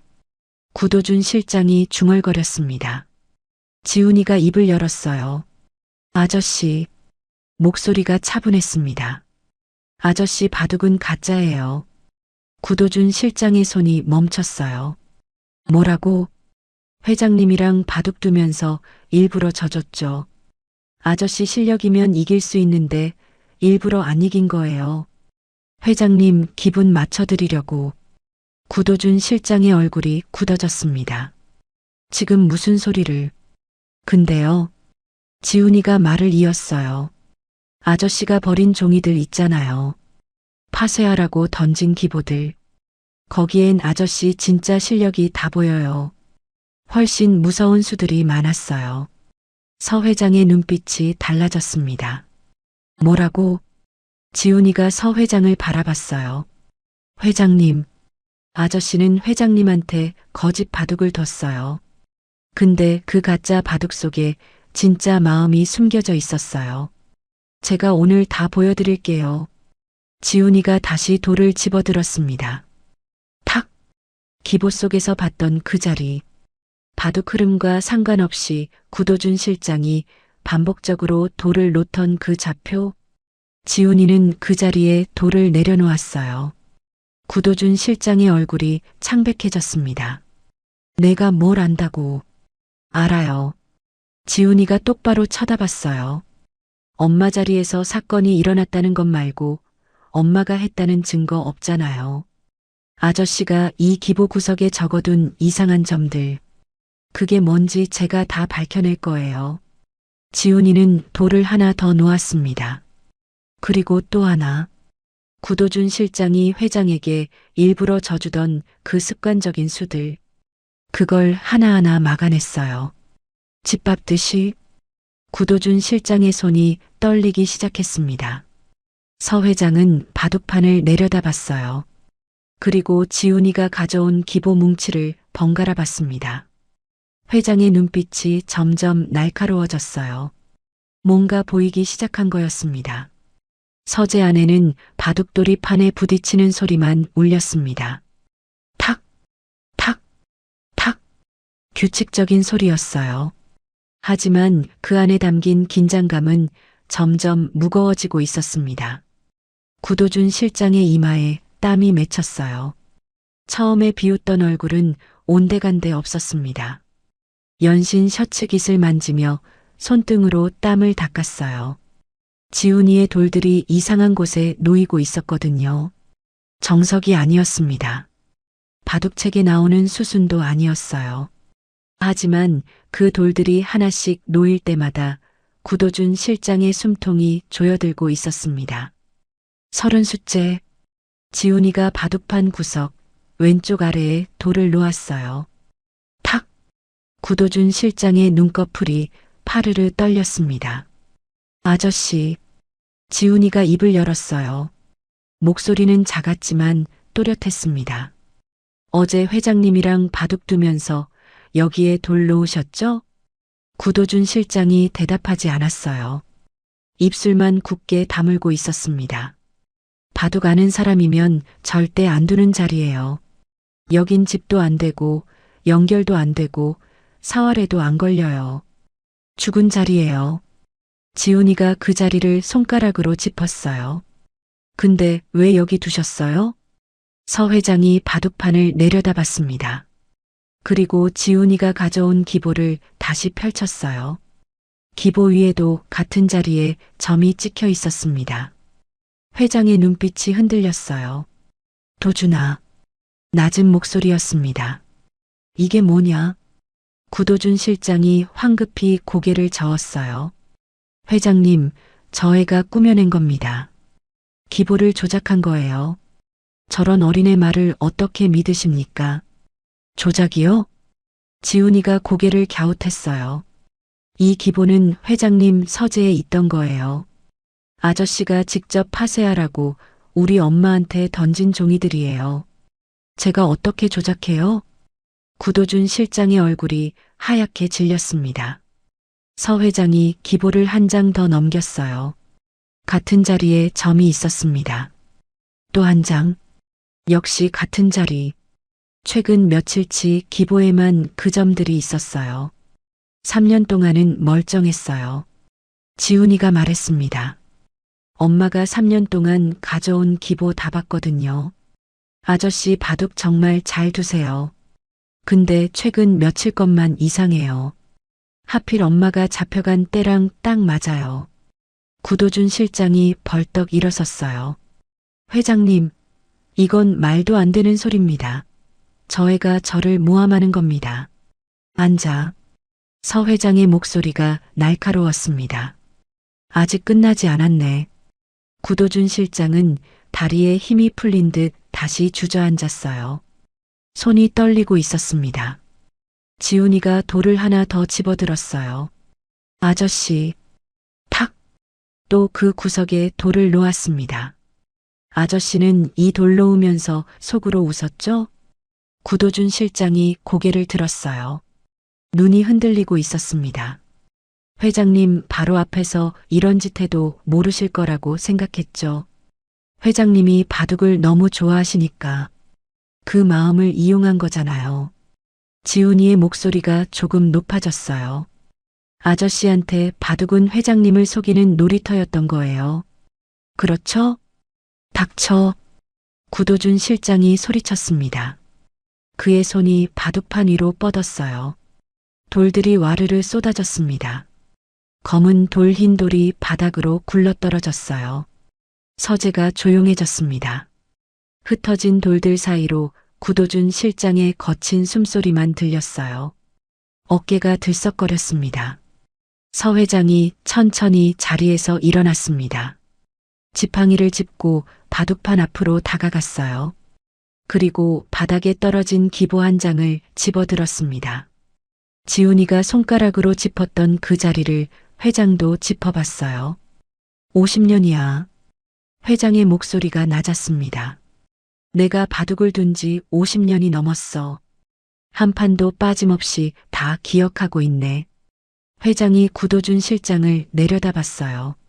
자네가 이 자리에 돌을 놓을 때마다 난 이상하다고 생각했어. 왜 최선의 수를 안 두나? 나한테 일부러 져주는 건가? 하지만 자네는 나한테 져준 적이 없잖나? 구도준 실장이 고개를 숙였습니다. 아무 말도 하지 못했어요. 그런데 이 아이 말을 들으니까 회장의 목소리가 떨렸어요. 자네가 내 앞에서 나를 비웃었던 거야? 내 눈앞에서 바둑판을 더럽히면서. 구도준 실장이 고개를 들었습니다. 얼굴이 일그러져 있었어요. 회장님, 그게 아닙니다. 제가 설명드릴 수 있습니다. 이건 오해예요. 오해? 회장이 기보를 구도준 실장 앞에 던졌어요. 이게 오해냐? 이 점들이 오해냐? 기보가 바닥에 흩어졌습니다. 구도준 실장의 무릎 앞에 떨어졌어요. 지훈이는 그 모습을 지켜봤습니다. 가슴이 쿵쿵 뛰었어요. 손바닥에 땀이 흥건했습니다. 서 회장이 책상으로 돌아갔어요. 서랍을 열고 전화기를 꺼냈습니다. 감사팀장. 회장의 목소리가 단호했어요. 지금 바로 내 서재로 와. 가져올 게 있네. 전화를 끄는 회장이 지훈이를 바라봤습니다. 꼬마야. 네. 아직 끝난 게 아니야. 이 점들이 뭔지 증명해야 해. 할 수 있겠나? 지훈이가 고개를 끄덕였어요. 할 수 있어요. 목소리가 떨렸지만 눈빛은 흔들리지 않았습니다. 구도준 실장이 바닥에 주저앉아 있었어요. 흩어진 바둑돌 사이에서 어깨가 축 처져 있었습니다. 창밖은 이미 어두워져 있었어요. 서재 안에는 무거운 침묵만 흘렀습니다. 지훈이는 가슴에 품고 있던 기보 뭉치를 꺼냈어요. 엄마가 파쇄기에서 몰래 챙겨온 종이들. 구겨지고 먼지 묻은 그 종이들이 이제 엄마를 구할 열쇠가 될 것 같았습니다. 문이 열렸어요. 감사팀장이 들어왔습니다. 노트북을 든 직원들이 뒤따라왔어요. 서 회장이 지훈이를 가리켰습니다. 이 아이 말을 들어봐. 그리고 저 기보들 전부 확인해. 지훈이는 깊이 숨을 들이쉬었어요. 이제 시작이었습니다. 감사팀 직원들이 쏟아져 들어왔어요. 노트북 가방, 서류철, 휴대용 프린터까지 양손 가득 장비를 든 사람들이었습니다. 서진만 회장의 한마디에 회사 전산망이 통째로 이 서재 안으로 옮겨온 것 같았죠. 직원들이 분주하게 움직였습니다. 책상 위에 놓여있던 찻잔과 서류들이 한쪽으로 치워졌어요. 그 자리에 노트북 세 대가 나란히 놓였습니다. 전원이 켜지자 파란 불빛이 어두운 서재를 밝혔어요. 키보드 두드리는 소리, 마우스 클릭 소리, 작은 목소리로 주고받는 업무 지시. 아까까지 고요하던 서재가 순식간에 긴박한 수사본부처럼 변해버렸습니다. 지훈이는 책장 앞에 서 있었어요. 양복 입은 어른들 사이에서 10살짜리 아이는 유난히 작아 보였습니다. 낡은 운동화에 먼지 묻은 점퍼, 벽에 걸린 수천만 원짜리 그림들과는 어울리지 않는 모습이었죠. 감사팀 직원 몇 명이 지훈이를 힐끗거렸어요. 수군거리는 소리가 들렸습니다. 저 애가 뭔데? 횡령 사건 용의자 아들이래. 에이, 애가 뭘 안다고 여기까지 데려온 거야? 지훈이는 그 소리를 못 들은 척했어요. 하지만 귀가 빨개졌습니다. 손에 쥔 기보 뭉치를 더 꽉 잡았어요. 구겨지고 먼지 묻은 종이들. 엄마가 3년 동안 파쇄기에서 몰래 건져온 것들이었습니다. 지금 이 순간 이 종이들만이 엄마를 구할 수 있었어요. 서 회장이 책상 앞 의자에 앉았습니다. 지팡이를 옆에 세워두고 팔짱을 낀 채 지훈이를 바라봤어요. 주름 깊은 눈가 사이로 날카로운 눈빛이 번뜩였습니다. 자, 시작해보거라. 낮은 목소리였지만 서재 안이 조용해질 만큼 무게가 있었어요. 지훈이가 천천히 앞으로 걸어 나왔습니다. 심장이 쿵쿵 뛰었어요. 손바닥에 땀이 흥건했습니다. 다리가 후들거렸지만 발걸음은 멈추지 않았어요. 바닥에 흩어져 있던 기보 한 장을 집어 책상 위에 펼쳤습니다. 이제 보여드릴게요. 목소리가 조금 떨렸어요. 하지만 또렷하게 말했습니다. 아저씨가 숨겨둔 진짜 바둑이 뭔지요. 감사팀장이 앞으로 다가왔어요. 안경을 쓴 중년의 남자였습니다. 지훈이를 내려다보는 눈빛이 의심으로 가득 차 있었어요. 어디 한번 들어보지. 지훈이의 손가락이 기보 왼쪽 아래 구석을 짚었습니다. 가로 3칸, 세로 3칸. 총 9개의 점이 모여있는 작은 구역이었어요. 여기 보이세요? 감사팀장이 고개를 숙여 기보를 들여다봤습니다. 그래, 점이 찍혀 있네. 바둑판은 가로 19줄, 세로 19줄이에요. 점이 361개나 있어요. 엄청 넓죠? 지훈이가 설명을 이어갔어요. 근데 구도준 실장님은 여기만 썼어요. 딱 이 9칸만요. 지훈이가 그 구역을 손가락으로 동그랗게 짚었습니다. 감사팀장의 눈썹이 올라갔어요. 그런데 왜 거기다 뒀다는 거야? 지훈이가 잠시 숨을 고르고 말했습니다. 이 9칸이요. 전화기 숫자판이랑 똑같아요. 서재 안이 조용해졌어요. 감사팀 직원 한 명이 노트북을 조작했습니다. 화면에 숫자, 키패드 그림이 떴어요.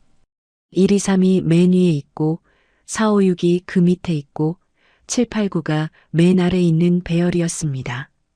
지훈이가 기보 위 9칸을 손가락으로 짚어나갔어요. 이 전화기 숫자판 보면요. 감사팀장이 고개를 끄덕였습니다. 바둑판 이 구석도 똑같아요. 9칸이 세 줄로 되어 있어요. 아저씨는 이걸 숫자판처럼 쓴 거예요. 지훈이가 기보를 한 장 더 펼쳤습니다. 그리고 또 한 장. 8장의 기보가 책상 위에 나란히 놓였어요.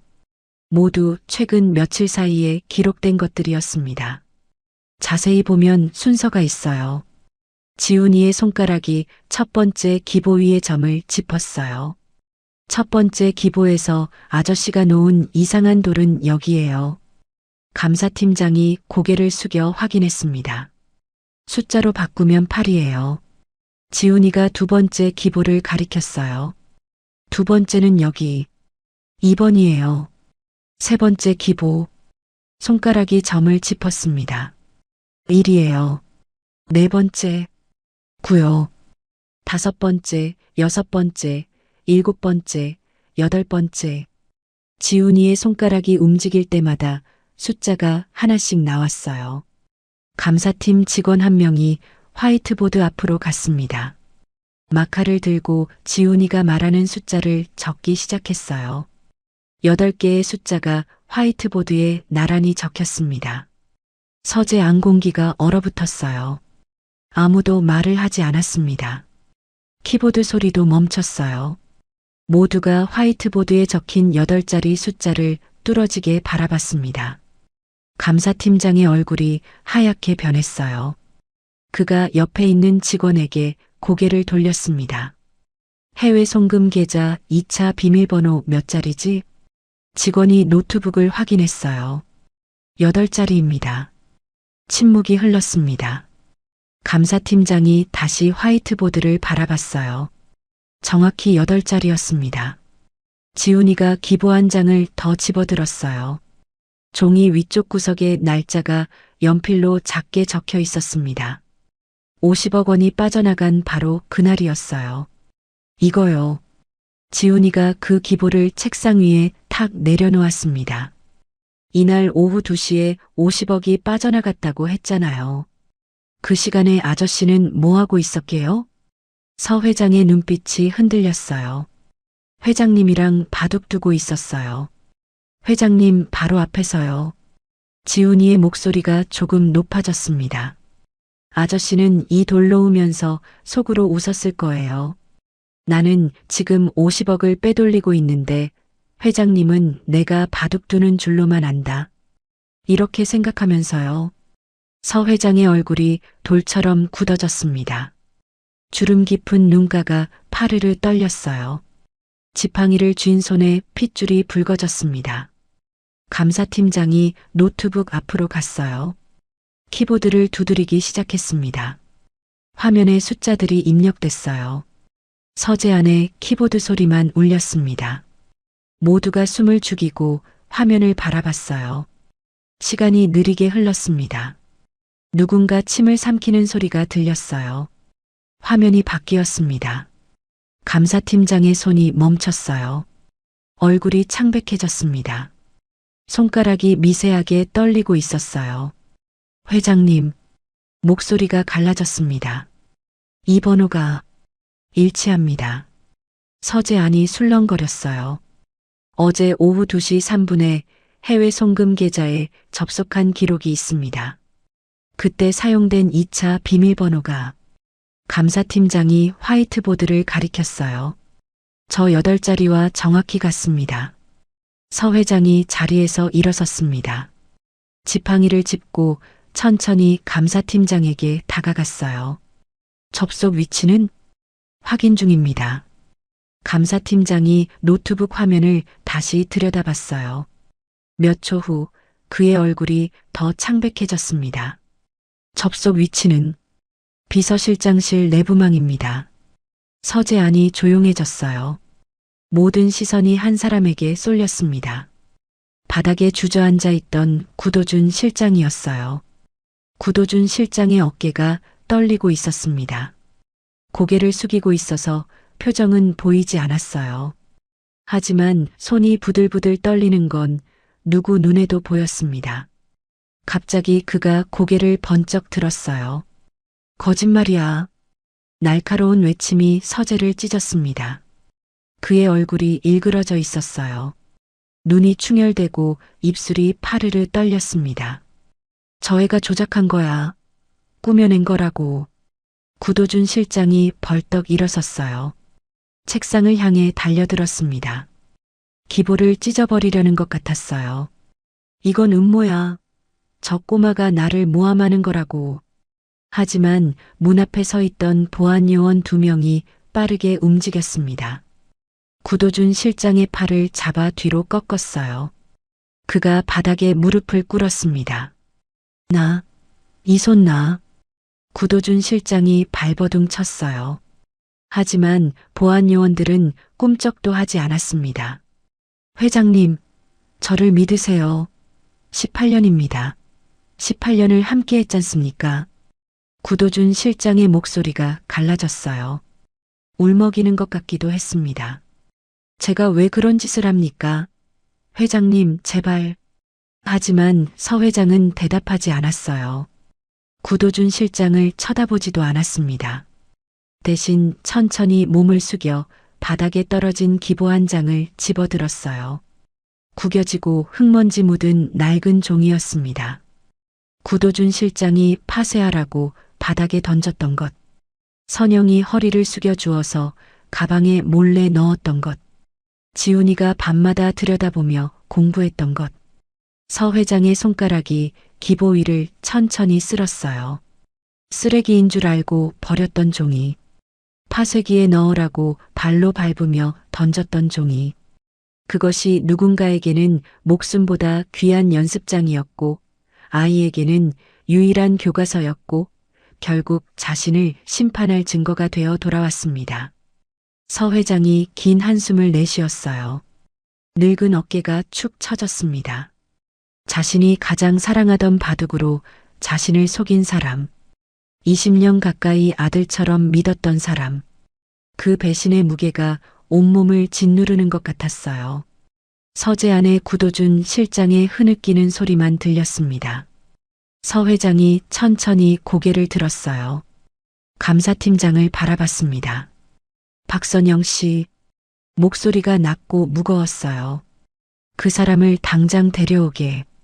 감사팀장이 전화기를 들고 서재 밖으로 나갔습니다. 서재 안에는 무거운 침묵만 흘렀어요.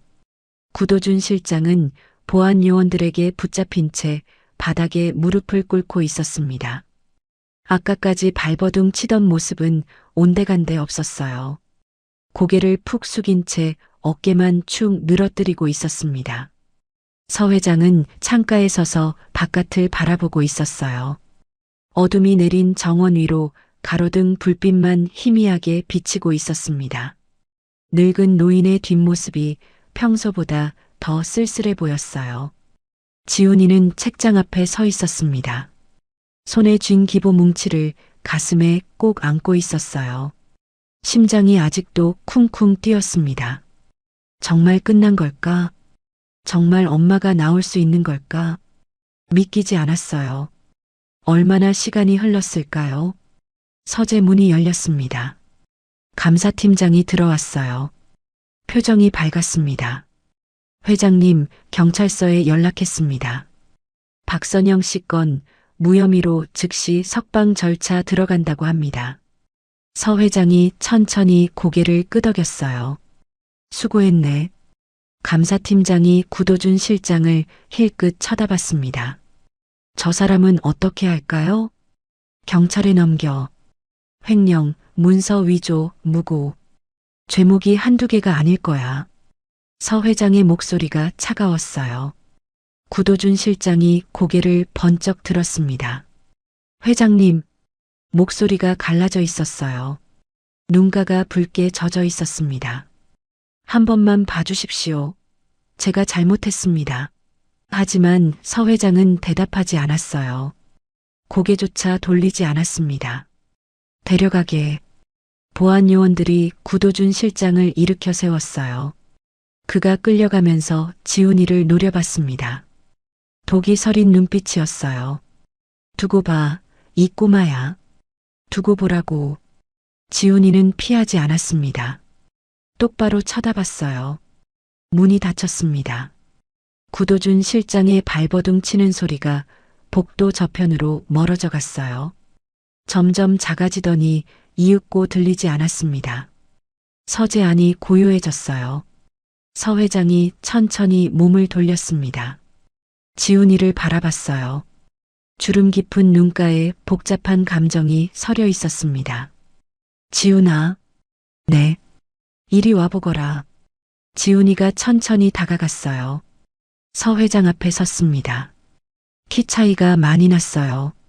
지훈이가 고개를 한참 들어야 회장의 얼굴이 보였습니다. 서 회장이 손을 뻗어 지훈이가 들고 있던 기보 뭉치를 받았어요. 구겨지고 먼지 묻은 종이들을 한 장 한 장 넘겨봤습니다. 이게 다 내 엄마가 모은 거냐? 네. 3년 동안요. 3년이라. 서 회장이 나직이 중얼거렸어요. 매일 밤 파쇄기 돌리면서 이걸 몰래 챙긴 거구나. 네. 저한테 주려고요. 서 회장이 기보를 내려다봤습니다. 늙은 손가락이 종이 위를 천천히 쓸었어요. 나한텐 쓰레기였는데. 회장의 목소리가 낮아졌어요. 누군가에겐 보물이었구나. 지훈이는 대답하지 못했어요. 목이 메어서 말이 나오지 않았습니다. 서 회장이 기보를 지훈이에게 돌려줬어요. 잘 간직해라. 이건 내 엄마의 마음이야. 지훈이가 기보를 받아들었습니다. 가슴에 꼭 안았어요. 서 회장이 책상 앞 의자에 앉았습니다. 긴 한숨을 내쉬었어요. 하루 사이에 10년은 늙은 것 같은 얼굴이었습니다. 지훈아, 내 아버지가 바둑을 가르쳤다고 했지. 네. 3살 때부터요. 언제 돌아가셨다고? 5살 때요. 서 회장이 고개를 끄덕였어요. 그럼 2년밖에 못 배운 거네. 네. 근데 이 정도 실력이라. 서 회장이 지훈이를 뚫어지게 바라봤어요. 내 아버지가 대단한 분이었구나. 지훈이의 눈가가 붉어졌어요. 아빠가요. 바둑은 거짓말을 못한다고 했어요. 그래. 판 위에 다 보인다고요. 그 사람이 어떤 마음으로 뒀는지, 뭘 숨기려고 하는지 다 보인다고요. 서 회장이 잠시 말을 멈췄어요. 눈을 감았습니다. 내 아버지가 옳았어. 회장의 목소리가 떨렸어요. 나는 50년 넘게 바둑을 뒀는데도 그걸 몰랐구나. 서재 안에 무거운 침묵이 흘렀습니다. 창밖은 이미 깜깜했어요. 시계를 보니 밤 11시가 넘어 있었습니다. 지훈이는 하루 종일 아무것도 먹지 못했어요. 배가 고팠지만 그런 건 느껴지지 않았습니다. 엄마 생각뿐이었어요. 지금쯤 경찰서에서 나오고 있을까? 어떤 표정을 하고 있을까? 울고 있을까? 아니면 웃고 있을까? 전화벨이 울렸습니다. 감사팀장이 전화를 받았어요. 몇 마디 주고받더니 회장에게 다가왔습니다. 회장님, 박선영 씨가 지금 경찰서에서 나왔다고 합니다. 저희 차량으로 모시고 오는 중입니다. 지훈이의 심장이 멈추는 것 같았어요. 엄마가 온다. 진짜 엄마가 온다. 다리에 힘이 풀렸어요. 휘청거렸습니다. 옆에 있던 의자 등받이를 잡고 겨우 버텼어요. 서 회장이 지훈이를 바라봤습니다. 현관에서 기다려라. 엄마가 곧 도착할 거야. 지훈이가 고개를 끄덕였어요. 대답이 나오지 않았습니다. 목이 메어서요. 서재 문을 열고 나왔어요. 긴 복도를 걸었습니다. 다리가 후들거렸어요. 벽에 손을 짚으며 걸었습니다. 현관에 도착했어요. 대리석 바닥이 반짝였습니다. 커다란 샹들리에에서 따뜻한 빛이 쏟아졌어요. 지훈이는 현관문 앞에 섰습니다. 기다렸어요. 시간이 느리게 흘렀습니다.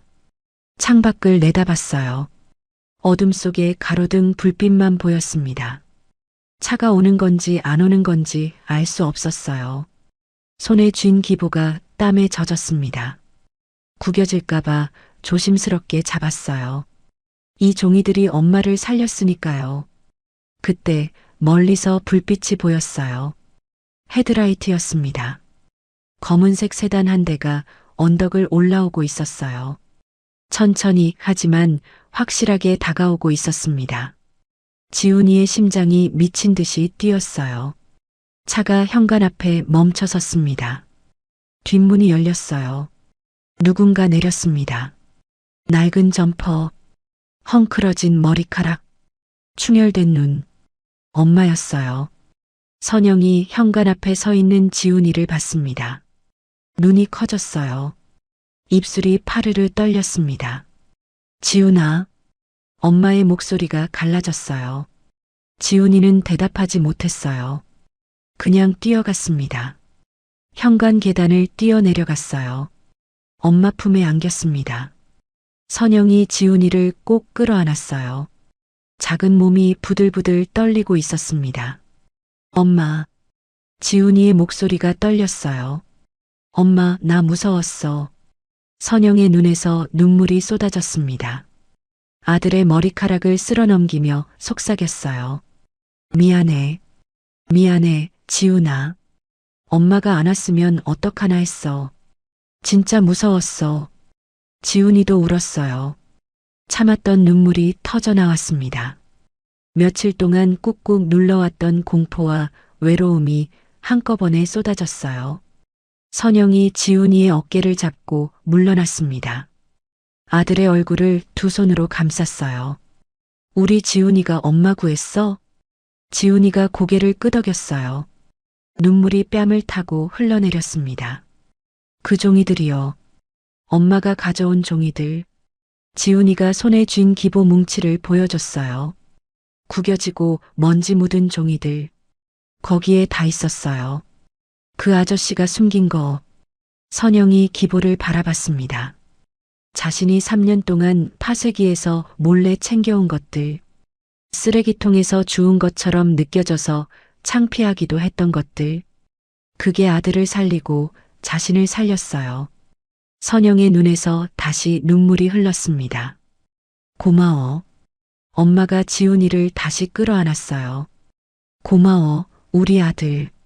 지훈이는 엄마 품에 얼굴을 묻었습니다. 엄마 냄새가 났어요. 며칠 만에 맡는 냄새였습니다.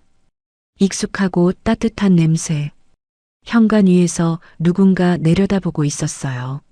서 회장이었습니다. 지팡이를 짚고 현관문 앞에 서서 모자를 바라보고 있었어요. 늙은 눈가에 희미한 미소가 떠올랐습니다. 한참 후 서 회장이 입을 열었어요.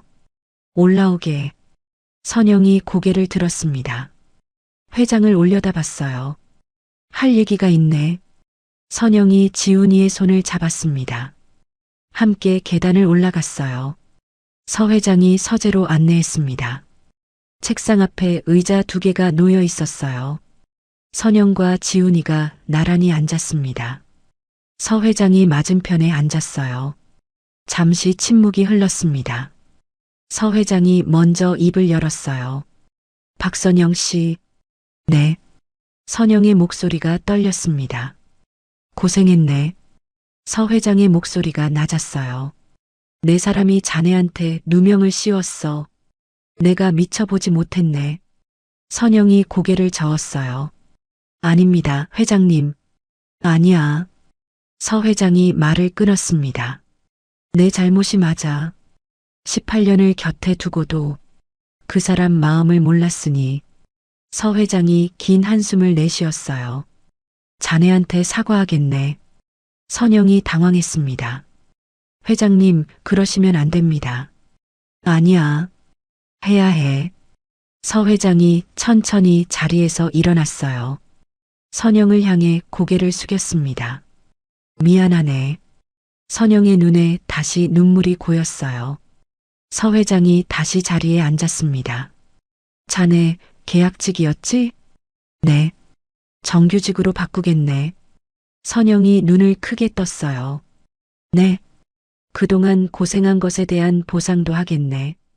충분히. 선영이 손을 내저었어요. 아닙니다, 회장님.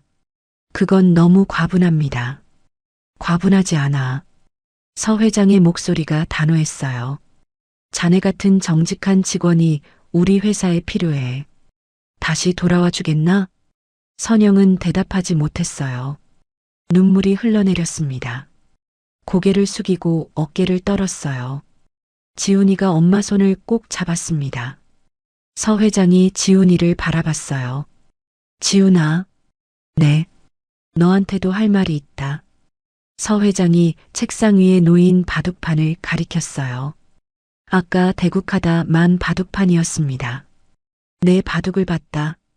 지훈이가 고개를 끄덕였어요. 대단하더구나. 10살짜리가 둘바둑이 아니었어. 서 회장의 눈빛이 진지해졌어요. 나는 50년 넘게 바둑계를 후원해왔다. 수많은 프로 기사들을 만났어. 하지만 내 나이에 저런 눈을 가진 아이는 본 적이 없어. 지훈이는 대답하지 못했어요. 무슨 말인지 잘 모르겠어서요. 내 재능을 이대로 썩히긴 아깝구나. 서 회장이 말을 이었어요. 내가 스승을 붙여주마. 한국 최고의 바둑 스승을. 지훈이의 눈이 커졌어요. 진짜요? 그래. 약속하마. 서 회장이 손을 뻗어 지훈이의 머리를 쓰다듬었어요. 내가 해야 할 일은 하나야. 정직하게 바둑만 두거라. 내 아버지가 가르쳐준 대로. 지훈이의 눈가가 뜨거워졌어요. 네. 약속할게요. 서 회장이 미소 지었습니다. 창밖은 이미 깜깜했어요. 긴긴 밤이 지나가고 있었습니다. 하지만 이 서재 안에는 따뜻한 빛이 켜져 있었어요. 선영이 지훈이의 손을 꼭 잡았습니다. 지훈이도 엄마 손을 꼭 잡았어요. 모든 게 끝났습니다. 아니, 이제 시작이었어요. 6년이 흘렀습니다. 서울 시내 한복판, 거대한 경기장 앞에 인파가 몰려 있었어요. 세계 바둑 선수권 대회 결승전이 열리는 날이었습니다. 전광판에는 굵은 글씨가 떠 있었어요. 결승전. 박지훈 대 천외일인. 한국의 16살 소년과 중국의 32살 세계 랭킹 1위. 누가 봐도 무모한 대결이었습니다. 경기장 안은 이미 만석이었어요. 카메라 플래시가 쉴 새 없이 터졌습니다. 해설진의 목소리가 스피커를 통해 울려 퍼졌어요. 오늘 결승전의 주인공 박지훈 초단입니다. 16살 5개월. 이 대회 역사상 최연소 결승 진출자입니다. 천외일인 구단은 5년 연속 세계 챔피언이죠. 과연 신예가 벽을 넘을 수 있을까요? 대국실 문이 열렸습니다. 지훈이가 들어왔어요. 6년 전 분필로 아스팔트에 바둑판을 그리던 10살짜리 소년. 그 아이가 이제 16살 청소년이 되어 있었습니다. 키가 훌쩍 컸어요. 어깨도 넓어졌습니다. 하지만 눈빛만큼은 그때와 같았어요. 차분하고 깊은 눈. 지훈이가 자리에 앉았습니다. 맞은편에 천외일인이 앉아 있었어요. 세계 최강의 바둑 기사. 날카로운 눈빛으로 지훈이를 훑어봤습니다. 지훈이는 동요하지 않았어요. 바둑판을 내려다봤습니다. 가로 19줄, 세로 19줄, 361개의 점. 익숙한 풍경이었어요. 아버지가 떠올랐습니다. 3살 때부터 무릎에 앉혀놓고 바둑돌을 쥐어주던 아버지. 5살에 세상을 떠났지만 아버지가 가르쳐준 것들은 지훈이 안에 고스란히 남아 있었어요. 바둑은 거짓말을 못한다. 판 위에 다 보인다. 지훈이가 돌통에 손을 넣었습니다. 검은 돌 하나를 집어들었어요. 차가웠습니다. 심판이 선언했어요. 대국을 시작하겠습니다. 탁! 지훈이가 첫 돌을 놓았습니다. 대국이 시작됐어요. 관중석에서 숨소리조차 들리지 않았습니다. 모두가 바둑판을 주시하고 있었어요. 천외일인이 응수했습니다. 날카로운 수였어요. 세계 1위다운 정확함이었습니다. 지훈이가 다음 돌을 놓았어요. 그리고 또 다음 돌.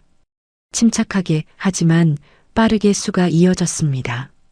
해설진의 목소리가 높아졌어요. 박지훈 초단 예상외의 수를 두고 있습니다. 정석에서 벗어난 수인데요. 의도를 알 수가 없네요.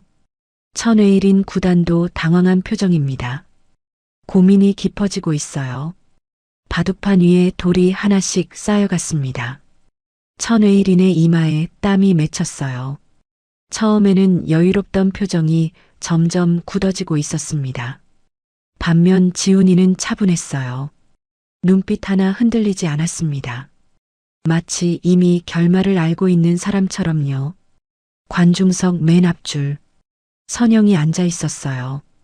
6년 전 파쇄기 앞에서 허리 숙여 종이를 줍던 계약직 서무. 지금은 달랐습니다. 단정한 정장을 입고 있었어요. 서진만 회장 직속 비서실 소속 정규직 직원이었습니다. 선영의 눈이 바둑판을 향해 있었어요. 바둑은 여전히 잘 몰랐습니다.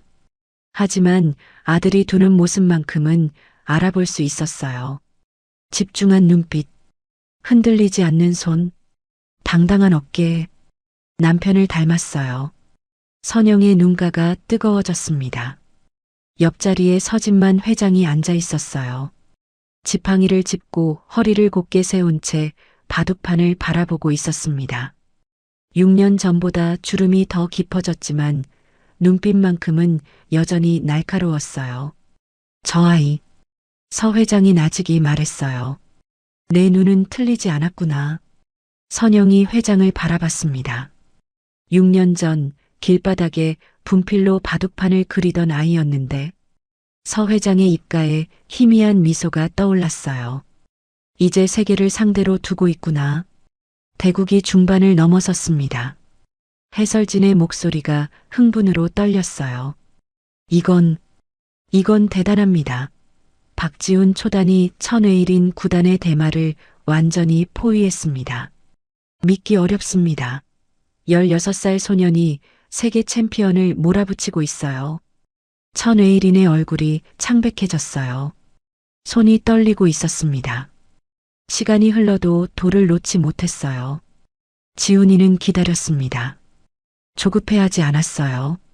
상대를 존중하는 태도였습니다. 5분이 흘렀어요. 천회일인이 돌을 놓았습니다. 하지만 이미 늦었어요. 승부는 기울어져 있었습니다. 지훈이가 마지막 돌을 놓았습니다. 탁! 천회일인이 바둑판을 내려다봤어요. 한참을 응시했습니다. 그리고 천천히 고개를 숙였어요. 졌습니다. 경기장이 터질 듯한 함성으로 가득 찼습니다. 박지훈 승, 박지훈 초단이 세계 챔피언에 등극했습니다. 16살 5개월, 역대 최연소 세계 챔피언입니다. 카메라 플래시가 폭풍처럼 터졌어요. 기자들이 대국실로 몰려들었습니다. 지훈이는 자리에서 일어났어요. 천회일인에게 고개를 숙여 인사했습니다. 천회일인도 일어나 지훈이와 악수를 나눴어요. 대단하다. 천회일인이 말했어요. 패배했지만 눈빛에 존경이 담겨 있었습니다. 고맙습니다. 지훈이가 대답했어요. 시상식이 시작됐습니다. 지훈이가 단상 위에 섰어요. 금빛 트로피가 손에 들려졌습니다. 무거웠어요. 하지만 그 무게가 좋았습니다. 카메라가 지훈이를 향해 있었어요. 기자들이 마이크를 내밀었습니다. 박지훈 선수, 소감 한마디 부탁드립니다. 지훈이가 잠시 생각했어요. 관중석을 바라봤습니다. 맨 앞줄에 엄마가 앉아 있었어요. 눈물을 흘리며 웃고 있었습니다. 그 옆에 서 회장이 앉아 있었어요. 지팡이를 짚고 고개를 끄덕이고 있었습니다. 지훈이가 마이크 앞에 섰어요. 저는요. 목소리가 조금 떨렸습니다. 하지만 또렷하게 말했어요. 바둑을 둔 게 아니라 진실을 지키는 법을 배웠을 뿐이에요. 경기장이 조용해졌어요. 6년 전에요. 저희 엄마가 억울하게 누명을 썼어요. 아무도 믿어주지 않았어요. 경찰도 회사 사람들도 아무도요. 지훈이가 잠시 말을 멈췄어요. 근데 바둑이 알려줬어요. 진실은 숨길 수 없다고요. 판 위에 다 드러난다고요. 지훈이가 관중석을 바라봤어요. 엄마와 눈이 마주쳤습니다. 제 아버지가 그렇게 가르쳐 주셨어요. 바둑은 거짓말을 못한다고요. 남을 속이는 수는 결코 승리를 가져다 주지 않는다고요. 지훈이가 트로피를 높이 들어 올렸어요. 저는 앞으로도 정직하게 바둑을 두겠습니다. 아버지가 가르쳐 주신 대로요. 경기장에 박수가 터져 나왔습니다. 기립박수였어요. 관중들이 일어나 손뼉을 쳤습니다. 선영이 눈물을 닦으며 박수를 쳤어요. 서 회장도 자리에서 일어나 박수를 보냈습니다. 지훈이가 단상에서 내려왔어요. 엄마에게 다가갔습니다. 선영이 아들을 끌어안았어요. 잘했어. 엄마의 목소리가 떨렸어요.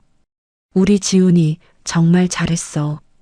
지훈이는 엄마 품에 얼굴을 묻었습니다. 6년 전 경찰서 앞에서 엄마를 안았을 때가 떠올랐어요. 그때는 무섭고 불안했어요. 하지만 지금은 달랐습니다. 따뜻했어요. 서 회장이 다가왔습니다. 지훈아. 네, 회장님. 내 아버지가 자랑스러워 하실 거다. 지훈이의 눈가가 뜨거워졌어요. 감사합니다. 서 회장이 지훈이의 어깨를 두드렸어요. 이제 시작이야. 갈 길이 멀다. 네. 알고 있어요. 지훈이가 고개를 끄덕였어요. 창밖으로 햇살이 쏟아졌습니다. 6년 전 어둠 속에서 분필을 쥐고 바둑판을 그리던 소년. 그 소년이 이제 세계의 정상에 섰어요. 하지만 지훈이는 알고 있었습니다. 이건 끝이 아니라 시작이라는 걸요. 앞으로도 바둑판 앞에 앉을 거예요. 정직하게 돌을 놓을 거예요. 아버지가 가르쳐 준 대로요. 바둑은 거짓말을 못하니까요. 판 위에 다 보이니까요. 지훈이가 트로피를 가슴에 안았습니다. 엄마가 옆에 있었어요. 서 회장이 뒤에 있었어요. 그리고 마음속에는 아버지가 있었어요. 혼자가 아니었습니다. 처음부터 혼자가 아니었죠. 지훈이가 미소 지었습니다. 이제 진짜 지훈이의 이야기가 시작될 거예요. 지금까지의 이야기 어떠셨어요? 10살짜리 아이가 세상 누구도 믿어주지 않는 진실을 위해 홀로 싸웠습니다. 가진 거라곤 엄마가 파쇄기에서 몰래 챙겨온 낡은 종이 몇 장뿐이었죠. 하지만 그 종이들이 엄마를 살렸습니다. 누군가에겐 쓰레기였던 것이 누군가에겐 세상 전부였던 거예요. 진실은 숨길 수 없습니다. 바둑판 위에서도 인생에서도요. 거짓은 언젠가 반드시 드러나고 정직한 마음은 결국 빛을 봅니다. 오늘 하루도 묵묵히 자신의 자리를 지키고 계신 모든 분들께 이 이야기가 작은 위로가 되었으면 좋겠습니다. 여러분의 진심도 언젠가 반드시 빛날 거예요. 오늘의 이야기가 재미있으셨다면 구독과 좋아요로 함께 해주시고 지훈이를 위한 따뜻한 댓글도 남겨주세요.